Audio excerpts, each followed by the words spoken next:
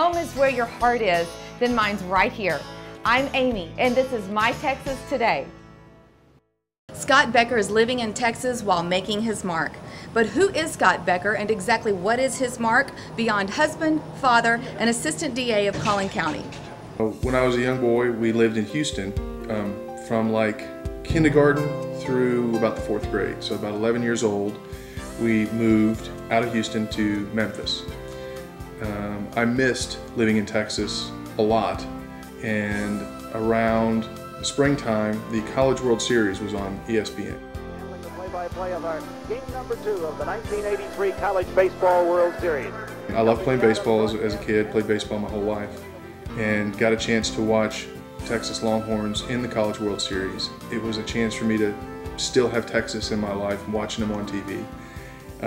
They won the College World Series that year in 1983, and I said to myself at 11 years old that no matter where we were living, whatever we were doing, when I got to go to college, I was going to come back to Texas, go to UT, and play baseball.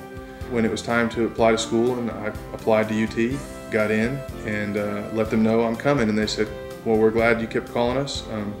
And I became what they call a recruited walk-on. Just happy to leave every day that they still said I could come back the next day, and every day I kept coming back, and every day they said good. And when they made their cuts from that big cattle call that I wasn't a part of, I was on the team already, and I didn't know it. So I got to play baseball at the University of Texas. The work and the dedication and the focus that it took to accomplish that over that many years, and all the hurdles that were in the way, overcoming those, I've been able to use those things in life later on down the road. When I was trying to get grades, and when I was trying to get into law school, I wanted to go practice law. All those different things, God used that opportunity to mold me into the grown-up that I became later on down the road. Baseball led him to Texas, and Billy Graham led him to Christ. I don't know if you've ever been to a Billy Graham crusade, but there's lots of stuff besides preaching. There's worship songs and messages and speakers, and it's all very informative and very entertaining. And I heard Billy Graham give towards the end of it where he gives the calling, he gave a scenario where he talked about a frog in a boiling pot of water. And apparently, I don't know who would have done this study because it seems kind of cruel, but apparently you can stick a frog in a boiling pot of water and the frog knows it's hot and he jumps out. But if you put that same frog in a pot of water that's just tepid, or room temperature, and slowly turn up the heat, the frog adjusts to that heat and he will never leave and he'll boil to death. And I mean, as he's giving this example, I'm thinking to myself, that's amazing, because I get the idea. There's all kinds of stuff in the world that we know not to do, that we'd never do. Our parents raised us right. We don't, commit these sins because they're obvious sins. But over time, little ones get committed, and you get more and more comfortable with, it's just a white lie. It's just a small thing. Well, it makes their feelings feel better. And then over time, that becomes bigger and bigger and bigger. And I realized I was in a boiling pot of water. I was very hot, I didn't know it, and I needed to get out. And that's finally when Billy started saying the sinner's prayer, and I just repeated with him, and knew that at that point, right there, somewhere on the 50-yard line in Texas Stadium, I had accepted Christ as my Savior. Scott met his future wife Jana while giving his testimony at a church singles group. He starts to share how he had gone to the crusade, and that I believe his opening words were, I'm one of the guys that you guys are talking about. I'm one of the people that you prayed for.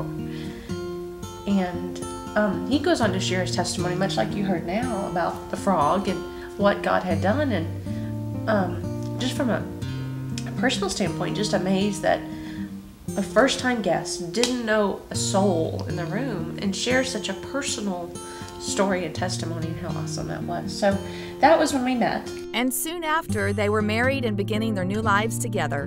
But Jana's own battle with breast cancer caused them to consider adoption for their family. They now have 2 beautiful boys, Elam, 2.5, and Dalton, 3 months. We both really felt strongly led that God was talking to us more and more about adoption, and that would be the way that He wanted us to start our family. Scott's personal life and professional life as an attorney has exceeded his expectations, and now he's reaching for another goal and running for judge in Collin County. So what is your next step? For several years, I have thought about and resisted becoming a judge. I've always found a reason not to do it, an excuse not to do it, and he's continued to put that in my ear. And this past year and a half, I finally was able to say, all right, if that's what you have in mind, Lord, then I'm going to pursue it with all my heart, mind, and soul. And I've actually been a prosecutor now with the District Attorney's Office here in Collin County for the past 6 years. And I've handled every different level of criminal case, many different types of civil matters I've been involved with in litigation, and even a little bit of family law. I feel that God has given me the experience over the years, even though I didn't know that was part of the plan way back when, that this is what he had in mind later on down the road, and that's why he's having me pursue this. I'm eager to serve in that capacity, and hopefully the rest of Collin County is eager to have me serve, and we'll see what happens. You seem like a very driven person. I'd like to think so, but not to a point where I neglect my wife or my family. I find myself working very, very hard on this campaign, and my wife as well, and the kids. But I try and make a point that if I'm working on whatever I'm working on, and Elam says, let's hang out, Dad. I mean, he's 2.5, and he says, let's hang out, Dad. How do you say no to that, right? So, I mean, I make a point to not forget family first. And it's got to be that way all the time. What would be the one thing that you would want people to know about you as a running official? My salvation has been amazing, and there is no limit to the wonderful things that have happened in my life since I've accepted Christ as my Savior. As a candidate or as a sitting judge, I don't think that I'm better qualified than somebody else to be a judge simply because I'm a Christian, but I think I'm going to be a better judge than I would have been were I not a Christian. And I'm not going to read the Bible for a ruling on the rules of evidence, but I do read the Bible regularly, and I do have that relationship with Christ, and it is important to me in every other relationship, in every other adventure that I go into in life.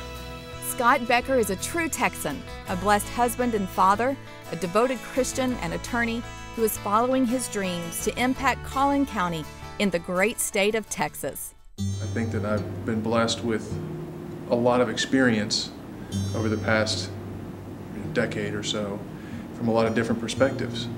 And now is my opportunity to take those perspectives from every different area of a courtroom like this and on the bench. That familiarity is going to make me uniquely suited for the job, I think. And frankly, I'm very much looking forward to it.